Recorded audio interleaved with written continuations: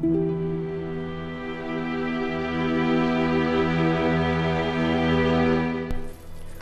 there, Sir from 17 once again, introducing you to my Dark Souls video walkthrough. So we're kinda in that area, in between areas of Dark Souls, where you've got the Lord Vessel and you're going to be going to do some of the more difficult areas of the game, so you can get the souls that will lead you to the end. And as I've mentioned in previous videos, this is kind of a toss-up whether or which direction you go to. A lot of it is preference based, and I'm going for the Four Kings, so to do this I have to kill Sif, and I also have to upgrade the Eagle Shield, because the Eagle Shield makes the Sif fight exceptionally easy. But what you see right now is, because my character will not be stacking any kind of miracles, I'm not going to bother with these people and their little side quest. But if this is your first time through the game, I would never ever say to kill any NPCs. They're far too interesting and their stories are well worth discovering. I know what these people do, I know exactly what I'm supposed to do with them, and I know that it won't benefit this character. So instead, I'm messing about here with some parries and seeing some timings, and as you can see, I'm getting caught off quite a lot, because some of the mace swings can be very difficult to parry, so just bear with it.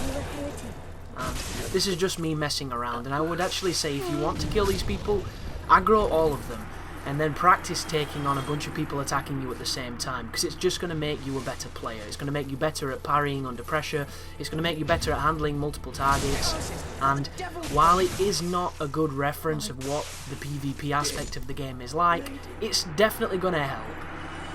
And I'm using the halberd, as I've been using my entire guide, and it is definitely a boss destroying weapon, but against some enemies it can be a little awkward, purely because it's difficult to, you know, to hit some people, which is kind of frustrating. Oh wow, swapping to the Pyromancy Flame there to finish him off. The glove that will break the game if you upgrade it to its max as soon as you get it, and for a lot of people that will be literally when you do the depths, and it just makes the game so much easier. But you'll notice I put the Hornet's Ring on when I was messing around with counters. Whenever you ever have to counter an enemy, the Hornet Ring will double the damage effectively. It will make it so much more powerful, and you want to always equip that before you endeavour into any parry territory. But as the title of this video suggests, we're going to be doing some upgrading, and then we're going to be fighting one of the most interesting bosses on the game, because in a game that is absolutely completely ridiculous at times, this takes the cake for ridiculousness, but at the same time also seems to be quite awesome, which is a rare feat. Because, spoiler alert for those that don't know, Sif is a giant wolf who has a giant greatsword in his mouth, and it's kind of weird, but at the same time it makes perfect sense. And in the new DLC, the Artorias of the Abyss DLC coming out, which will be included in the PC version, which is the reason this guide exists, because I wanted to put it out in time with the PC release, they're going to explain why Sif guards Artorias' grave. And I'm super stoked to find out some of this information, because the best thing about Dark Souls for me is the fact that there is a rich and healthy, you know, sort of amalgamation of information you can get from the game, but you really have to try, and because it's so subjective and suggestive, there is no definitive answer, so it's one of those things where everyone can come to their own conclusion and everyone can have their own fiction, and it's a lot like reading a book. And I know some people that, you know, are against reading, which is fucking ludicrous, and if I was, you know, if I was in any kind of power, I would quickly eradicate that from the gene pool, because we're just dumbing ourselves down. But when you read a book, your experience is completely different to the 5 other people next to you who read that exact same book, because it's the power of your imagination, and any game that uses its storytelling in such a creative way is, I don't know, to me I think that is so much more admirable than or admirable, if you want to do the American pronunciation, than, for instance, a game that tells you the story, you know, cutthroat, straight in your face. And there's a time and a place for both, and because this particular storytelling device isn't that common, it's definitely unique.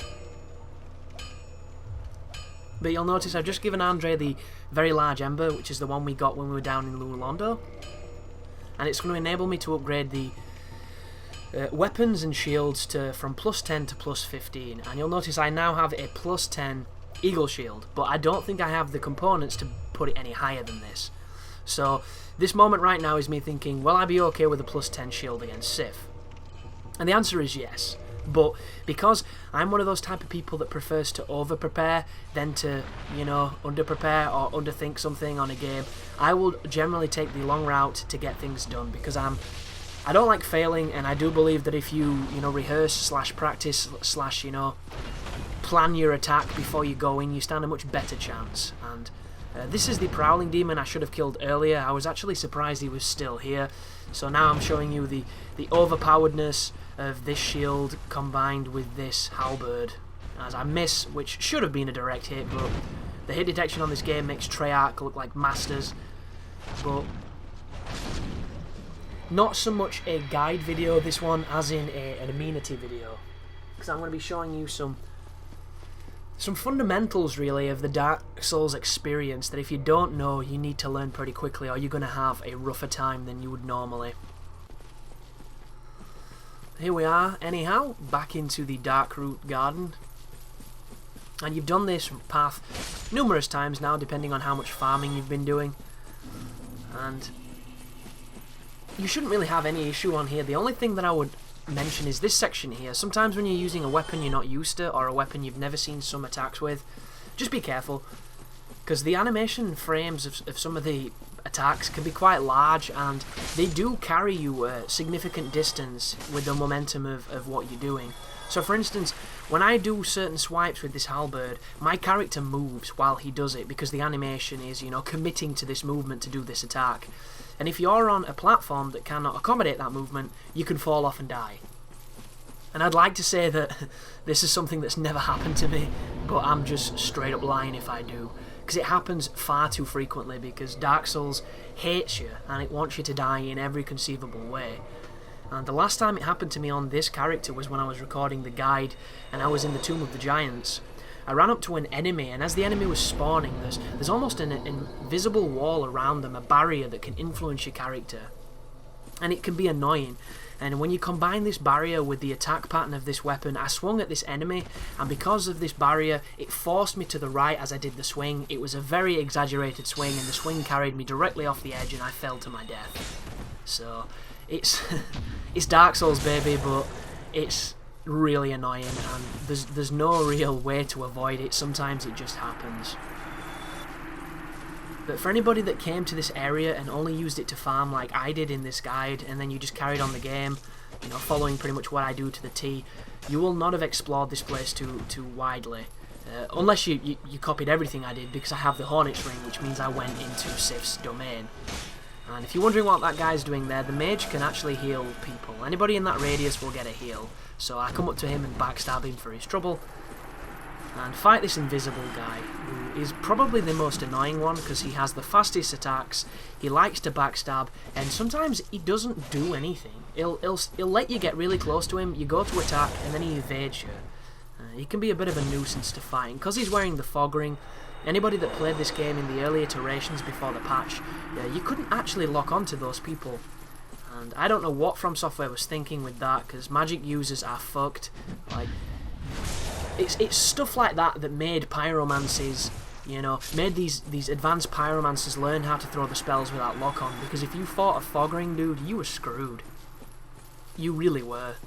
And I'm actually tempted to delete the patch off my console and play the game in offline mode and do a run through of the game on its original version, where you can't buy Twinkling Titanite, some of the salesmen don't have, you know, specific materials, where the aggro range and, you know, stuff like that is completely different, so you can get a ton of enemies on you if you even get remotely close to them.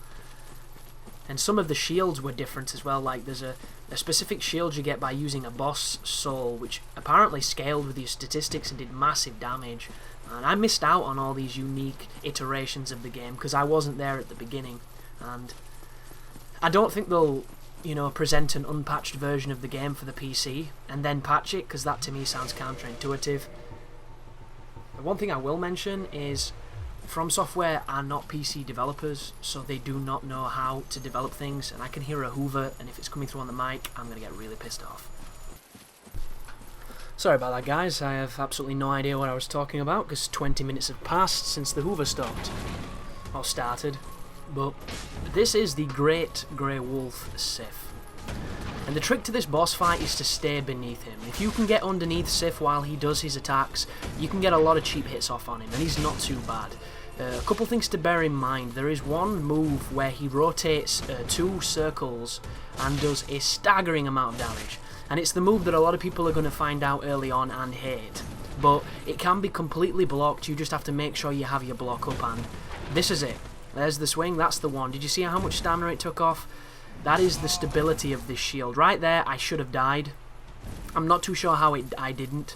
And a decent technique that can work against Sif, but it's not 100% safe, is putting the grave in between you and him to heal. Because it does take him longer to get to you, because he has to, you know, accommodate for it like he did then.